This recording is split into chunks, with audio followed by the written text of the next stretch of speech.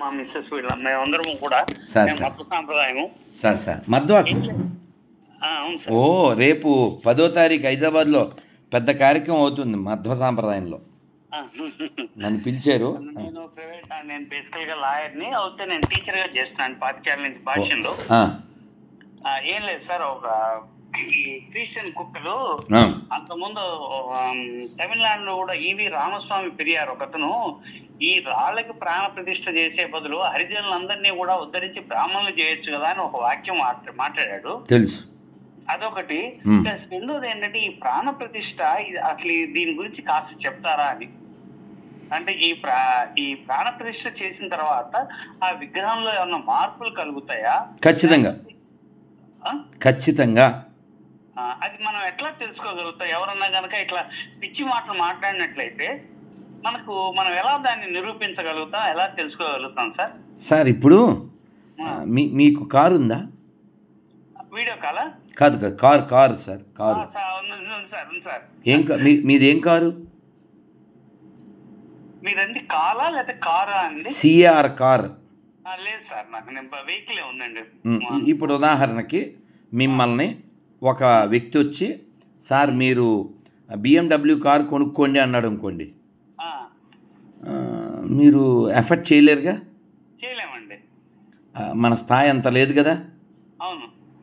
కాబట్టి మనం ఏం చేస్తాం, దాని గురించి మాకేం ఆలోచన లేదని అని దాన్ని మనం విరమించుకుంటాం, అంతే కదా.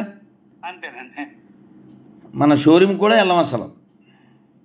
అవును సార్, అది అసలు దాంట్లో అడుగు కూడా పెట్టలేం కదా కదా కదా. మేము మహీంద్రా షోరూమ్కి వెళ్ళాం, 2 కార్లు టెస్ట్ డ్రైవ్ చేసాము. ఒక కారు స్కార్పియో 25 లక్షలు, ఇంకోటి ఏమో 30 లక్షలు చెప్పాడు. మా దగ్గర డబ్బులు లేవు కాబట్టి తిరిగి వచ్చేసాం. వాడు మళ్ళీ ఫోన్ చేశాడు, మనం అలా ఏం చేయలేదు, ఎందుకంటే డబ్బులు లేవు కాబట్టి. నేను పాయింట్ ఏమిటంటే కొనగలిగుంటే మనం దాని గురించి ఏదైనా ప్రయత్నం చేసినా ఒక అర్థం. అంటే ఉదాహరణ ఎందుకు ఇచ్చానంటే, మనం భగవంతుని తెలుసుకోవాలి అనుకున్నప్పుడు ఉండే విషయం వేరు. భగవంతుని తెలుసుకోవాలనుకునే తపన ఉంటే మనకి ఎవరన్నా చెప్పినా అర్థమవుతుంది. అలా కాకుండా మిమ్మల్ని మీ తెలివితేటలని మీ స్థాయిని అంచనా వేయడానికి అడుగుతారే, వాళ్ళకి మనం చెప్పినా వేస్ట్. మీకు అర్థమైందా? తెలియలేరు రామా భక్తి మార్గమును తెలియలేరు రామా.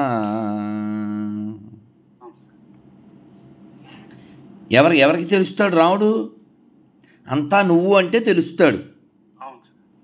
కాబట్టి విగ్రహంలో రాముడు ఉన్నాడా, వెంకటేశ్వర స్వామి ఉన్నాడా, దానికి రుజువులు ఎన్ని కావాలి? తిరుమల లడ్డు మీ ఇంట్లో చేయండి, అదే పదార్థాలు ఇస్తాం. ఆ రుచి ఎందుకు రాదు? రాదండి, దేవుడికి నివేదించిన తర్వాతే దాని యొక్క ఇది మారుతుందని నేను విన్నాను. ఇప్పుడు అదే పదార్థాలన్నీ మేము ఇస్తాము. విజయవాడలో, గుంటూరులో, ఢిల్లీలో ఎక్కడైనా ఆ తిరుమలలోనే వెళ్ళి చేయమనండి. అలా చేశారు కూడా చాలాసార్లు. మరి ఎందుకు రాలే? అలాగే త్యాగరాజ స్వామి వారు రామచంద్రమూర్తిని ఆరాధించారు. ఆ రామచంద్రమూర్తి ఆయనకి ప్రత్యక్షం అయ్యారు, ఆయనకి మోక్షం ఇచ్చారు. ఇవంతా నిజాలు కదా. 175 ఏళ్ల క్రితం చరిత్ర. అదేం పెద్ద లక్షల సంవత్సరాలు అవ్వలేదుగా. అవును సార్, అవును సార్. కాబట్టి రాముడు ఉన్నాడు. ఇది ఒకటి. సరే సార్, ఇంకో నా రెండో సమస్య, రామస్వామి పెరియార్ అన్న మాటకి వీళ్ళకి ప్రాణ ప్రతిష్టలు చేసేటప్పుడు ఆ హరిజనులందరినీ లేదా దళితులందరినీ కూడా బ్రాహ్మణులు చేయొచ్చు కదా అన్న దానికి మనం ఏదైనా కౌంటర్గా మనం ఏం మాట్లాడగలుగుతాం? కౌంటర్ కాదు ఇక్కడ, మనకి బ్రహ్మ జానాతి బ్రాహ్మణ.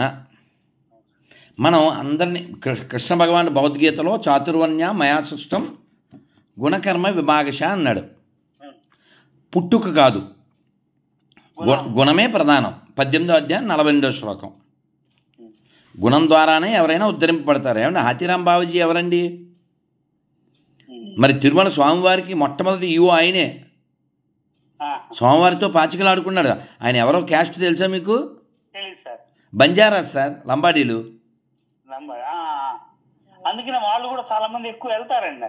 ఆయన వాళ్ళ ఆశ్రమంలోనే స్టే చేస్తారు. కానీ చాలా బాధాకర విషయం చెప్పనా, ఇప్పుడు ఒక లంబాడి పేరు వాడుకుంటాడు నాయక్ అని చివర, అంటే చాలామంది ఉన్నారు, వాళ్ళందరూ హాతీరాం బావాజీ వారసులు, వాళ్ళు సేవాలాలు వారసులు. కానీ దుర్మార్గం ఈ ఎండిపోయిన 2 చెక్కల మీద ఏలాడి చేసిన శవం యొక్క పార్టీలో చేరి వాళ్ళు ధర్మానికి ఎంత వినాశనం చేస్తున్నారంటే, ఈ క్రైస్తవం ప్రపంచంలో ఎన్నో సంస్కృతులు నాశనం చేసింది. సేవాలాల్ లాంటి గొప్ప మహనీయుడిని, హాతీరాం బావాజీ లాంటి గొప్ప భక్తుల్ని అవమానిస్తున్నారు సార్ వీళ్ళు. అసలు మీరు అది నేను మీకు అది ఫోటో తీసి పెడితే మీరు వినలేరు, చదవలేరు. నేను అలా తట్టుకుంటూ ఉన్నాను. ఇంత దిగజార్చిందే కేవలం క్రైస్తవం యొక్క దరిద్రమే కదా. వాడికేమో కులం కావాలి, వాడు సిగ్గు లేకుండా చెప్తున్నాడు సార్. వాడు ఏదో జిల్లా నుంచి, సార్ నేను నీకు సేవాలాలు తెలుసా అన్న, తెలీదు అన్నాడు. ఇప్పుడు ఎవరైనా ఒక వ్యక్తి క్షత్రియుణ్ణి అని చెప్పినప్పుడు అతనికి రాముడు తెలియకపోతే క్షత్రియుడే కాదు అతను. అవునండి, వాళ్ళకు ఆ దీంట్లో ఉన్నటువంటి అత్యున్నతమైనటువంటి వ్యక్తి గురించి కనీసం అన్నా తెలుసుండాలి. సేవాలాలు ఎందుకు తెలియలేదు అతనికి అంటే అతను గొర్రె. నేను అతను అడిగాను, రికార్డు కూడా చేశాను. మరి ఇప్పుడు నువ్వు కులం వాడుకుంటావన్నా, కులం కావాలి. ఇప్పుడు మా దగ్గర ఉన్నారు సార్, నాకు తెలిసిన శ్రీశైలం దేవస్థానంలో క్రిస్టియను హిందూ మాదిగా అని చెబుతారు. అతను అక్కడే కాదు, నీతి లేనివాడే క్రైస్తవుడు సార్. నీతి లేని జాతినే క్రైస్తవం అంటారు. సరే సార్, నేను పొద్దున్నే లేవాలి, స్వామికి ఇంకా అలంకారం చేయాలి సార్, పెట్టేస్తాను, అన్నిదా భావించద్దు. పర్లేదు సార్, పర్లేదు సార్.